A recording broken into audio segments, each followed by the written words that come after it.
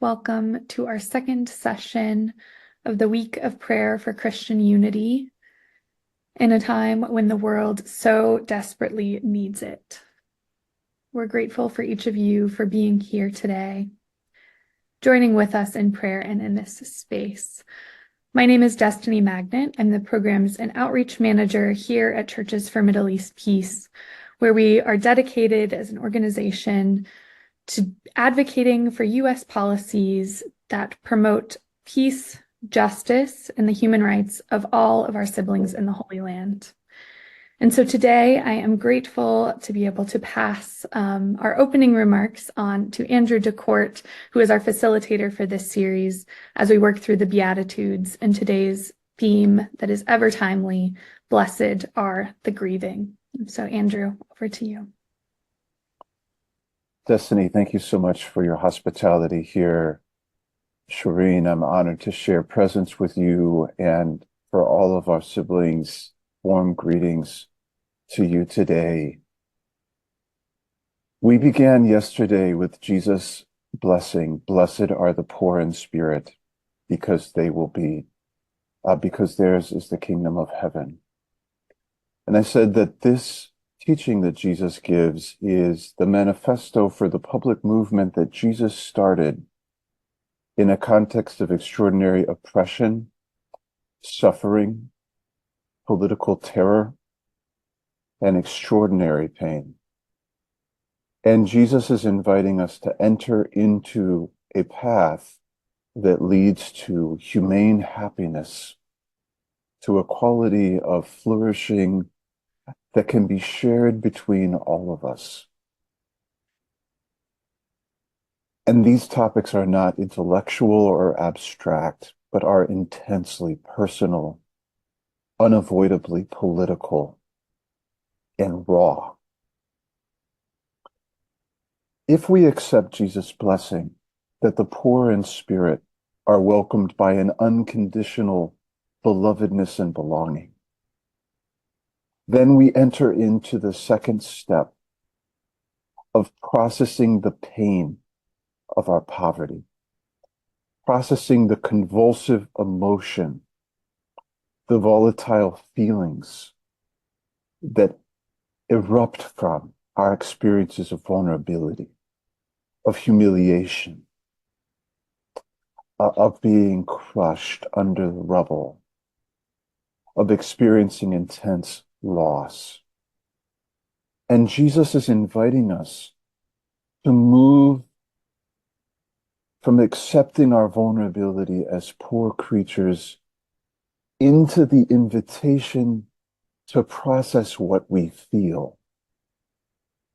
Jesus gives us permission to become emotionally honest people who don't try to avoid the intense feelings of being vulnerable creatures, who don't try to suppress or bottle up those ocean-like feelings of mourning, lamentation, grief that arise in us from our poverty. Jesus invites us to enter into that emotional honesty and presence with one another. If my eyes look red this morning, it's because I have already been crying today. I found today that fresh waves of grief are rising up in me as I miss my father, who passed away 9 months ago. I feel the waves of grief rising up in me from the over 1 million beloved Ethiopians who died in Ethiopia's civil war. And today, on this day when we enter into this fragile ceasefire in Israel-Palestine, I feel the grief of the children and the women and the men, over 46,000, but we know so many more, who have lost their lives in Gaza, as well as those who have lost their lives on October 7th and who remain away from their families. I'm deeply moved by the honesty of Jesus. He acknowledges that we are people who grieve. He acknowledges that we are people who need to cry, who need to be able to express the full range of the complex feelings that live inside of us as we attempt to share this world. And I am inspired that Jesus didn't speak these words of blessing over the grieving from abstraction or detachment. Jesus was a young man who himself lived with acute grief. He was a refugee. He was a massacre survivor. He was a highly traumatized person. And we know that Jesus had a rich and complex emotional life. When his dear friend Lazarus died, Jesus wept. It says that his spirit was troubled and he was overcome with his emotion. When Jesus entered into Jerusalem for that last time in his life, it says that Jesus wept because the city was addicted to violence, to thinking that more killing could somehow make people safe. And Jesus was just overwhelmed with tears. And we know that on the last night of his life, that Jesus went into the garden with some of his closest friends, and he erupted with tears, and he fell onto the ground and was overcome with the pain of the violence that was swirling around him, not only taking his life, but taking the lives of so many others. And Jesus was honest about the pain that lived inside of him. With our second beatitude, Jesus is asking us to take an incredible step of trust. We don't need to hide from our feelings. We don't need to pretend that we are invulnerable. We don't need to harden ourselves into a kind of stoical detachment. Jesus, with his great compassion, invites us to move from the poverty of our humanity into the grief of our humanity. And he offers a promise that confronts the fear that our grief can cause us. If I feel what I feel, I will be overwhelmed, I will be destroyed, I will be taken under and drowned in the waves of the grief that assault me. And Jesus says that the grieving will be comforted. And the word that Jesus uses here is so beautiful. Comfort literally means someone who comes beside you and cries with you.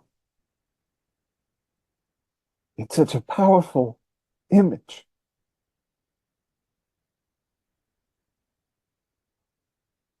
Of God coming beside the women, the children, the men who weep in their pain and their loss and their despair and their hopelessness and their feeling that there is no way forward. And God weeps with us and cries out with us in our sorrow.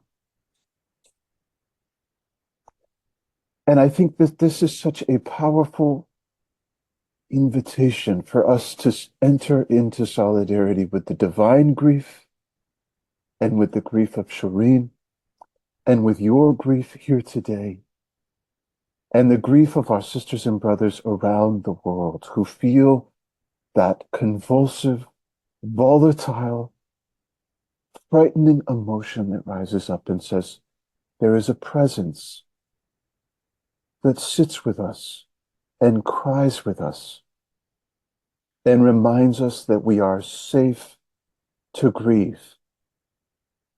We have permission to enter into that full range of what lives inside of us. And that as we do this work together, we will not be pulled under and drown, but instead we will be encountered by a presence that holds us and cries with us and promises again that that unconditional belovedness and belonging is deeper and wider and stronger than the grief that we fear will consume us. And so today I remind us, dear friends, blessed are the poor in spirit, because theirs is the kingdom of heaven. Blessed are the grieving, because we will be comforted. Amen. Amen. Thank you, Andrew. I'm grateful now to introduce our guest speaker for today, Shireen Awwad Hilal, who is a dear friend to Churches for Middle East Peace and an incredible leader and peace builder in her community. Shireen is also the director of Bethlehem Bible College's Community and Outreach, where she leads the Shepherd Society, a humanitarian branch of the college that has done incredible work for Gaza and the West Bank over the past 470 plus days and beyond. So we are so, so grateful to have Shireen with us today and eager to hear your remarks. Okay, where do I begin? I will start by saying good evening and peace and love. I greet you from Bethlehem. And I emphasize Bethlehem because this is the birthplace of Christianity. This is where Jesus made the choice to come. And I also would like to thank Church for Middle East Peace for being a close friend. And as I said to Andrew and Destiny, that Church for Middle East Peace actually paddled against the wind and against the storm, where many people decided to just join the storm. And also, Andrew, I want to thank you because you spoke from the heart and you spoke from my heart. You actually spoke on my behalf, literally on my behalf. You said it all. You said it all. I will start by saying, blessed are they that mourn, for they shall be comforted. Indeed. And then when we go to the meaning of beatitude, the meaning of the beatitude is the supreme blessedness. You know, Jesus' Sermon on the Mount was something so special that many of us would not really, and I'm sorry if I'm not being so ideal and so spiritual, but for many of us, you know, these kinds of verses, they, you know, across to you, or when you read the Bible, they don't mean to you much till you actually go through the journey. And this is exactly what happened. And I don't know if it was a choice and for you to choose me to talk about those who are mourned, but I just felt, you know, it's just the right verse that actually came to me, especially in such times where we have been mourning for over 470 days. And the problem is that the mourning is not stopping. And to mourn, you grieve. And when you grieve, you cry. And then you have your heart broken. And then you go beyond. What are we mourning for? You know, today is a special day to the Palestinians. The reason I say it's special, okay, say hi, Ryan. Hi. This is Ryan. I'm sorry, guys. Mama, I have something to do. Okay, Mama. So today, you know, everybody's excited about the fact that, you know, it is ceasefire. I mean, if you talk to May, for example, May Cannon, How many times every day May came to the CMEP social media, and she spoke about what is happening. We were never tired for ceasefire, but we never saw this is coming. So to us, ceasefire is just a dream that came true, that nobody ever thought it's going to happen, because it actually took longer than we expected. And then all of a sudden, ceasefire. But then when we were given the news, I'm talking about me as a person, the first thing that came to mind is my aunt and my uncle, who actually passed away in Gaza, and they were killed in the Gaza. And it came to mind where I said, they should have been alive. This should have happened a long time back. Why did it happen now? It should have happened 8 months ago. It should have happened 9 months ago. So I'm angry about things, and I don't know why these things are happening. Why did it have to be me and my family? It could have been someone else. There was ceasefire, but there are over 46,000 people killed. And it's just so painful. When you talk about people who are mourning, you're talking about pain. You're talking about people who are heartbroken. What does it mean to be mourning? We are mourning the silence of the world. We are mourning the apathy. We are mourning the culture of power. We are mourning it. So sometimes you say, shall we be angry about things? Yes. I mean, if we're not angry, then we don't have feelings. And if we don't say it, then there's another problem. You cannot keep things to yourself. It's just a psychological thing. I mean, you have to speak. But then if you look at the Bible and the verses in the Bible, Jesus came for these people. There is no supremacy about it. He came for such people. He came for people who are mourning. He did not come for people who are in power to say, you can stay as you are, and then those who are less than you. There is nothing called, supreme and less. So to me, it gives me comfort. I mean, if I think about them, been going and shuffling through all these, amazing Bible verses that come to mind and that I read, it just warms my heart. You know why it warms my heart? Because the Lord knew his people. He knew how to comfort these people. He knew how to make us look at the tunnel and see the light towards the tunnel. And what makes things even best is actually the mourning community. And again, I would use mourning community, because when you have a community that cares for you, and cries with you, that makes it, I mean, I know it's like pain, but that makes it special. That makes it more true. That makes it real. And this is what we have seen in many of you, especially our friends of us at Bible College and such as CMEP. And that itself is so special. I wanted to read a few lines from a friend of ours, and you must know him. He just posted it. His name is Daniel Banura. Daniel, we were all excited. We were all thrilled about really ceasefire. But he said, I want to celebrate.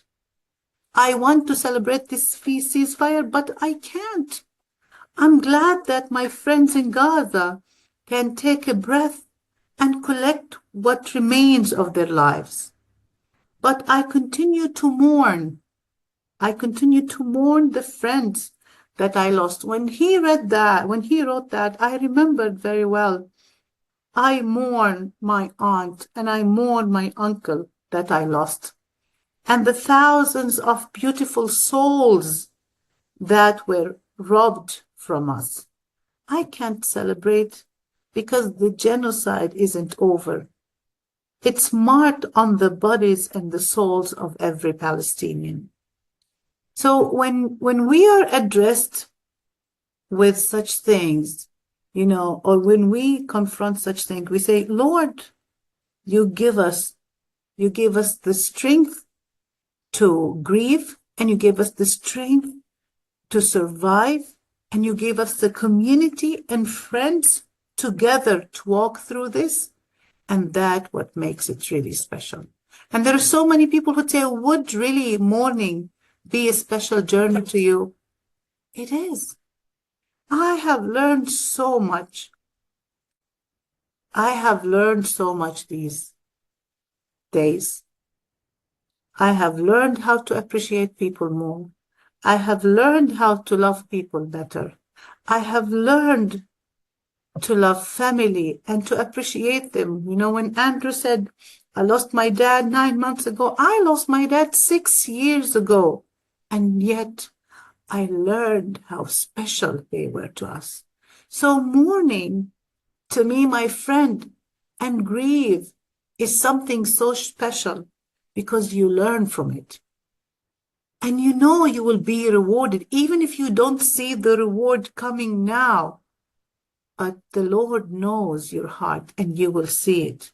And I know in my case as a Palestinian, and I know in my case as a Palestinian Christian woman, I know that the Lord is rewarding us. I know that the Lord is rewarding me. If it is not my time, it's His time. I will continue to wait and see hope. So my dear friends, and there is so much to share about the situation, and there's so much to share about mourning. But again, what I want you to do this afternoon is think of I can read many verses from the Bible, Revelation 21:4. He will wipe every tear from their eyes. There will be no more death or mourning or crying or pain, for the old order of things has passed away. So here we are today. We're gathered to learn. We're gathered to support as a community. We're gathered to tell the truth. We're gathered for justice and peace. We're gathered to know and to learn that this morning that we are going through now, even if we think, a ceasefire is just a slight, change. But we seek to continue to find, what is the highlight of things, which is continue to seek justice and peace. We learn from these things. We learn because after the mourning, we will be comforted. And it doesn't have to be, as you said, it doesn't have to be. If we I'm talking about my personal, situation, and it just brings Gaza and, Palestine in mind. But, as for each one of you who's listening now, it might be a friend, a father, a situation that you go through. But you know one thing, the Lord is good. And after this morning, you will be comforted. Thank you so much. Amen. Thank you, Shireen.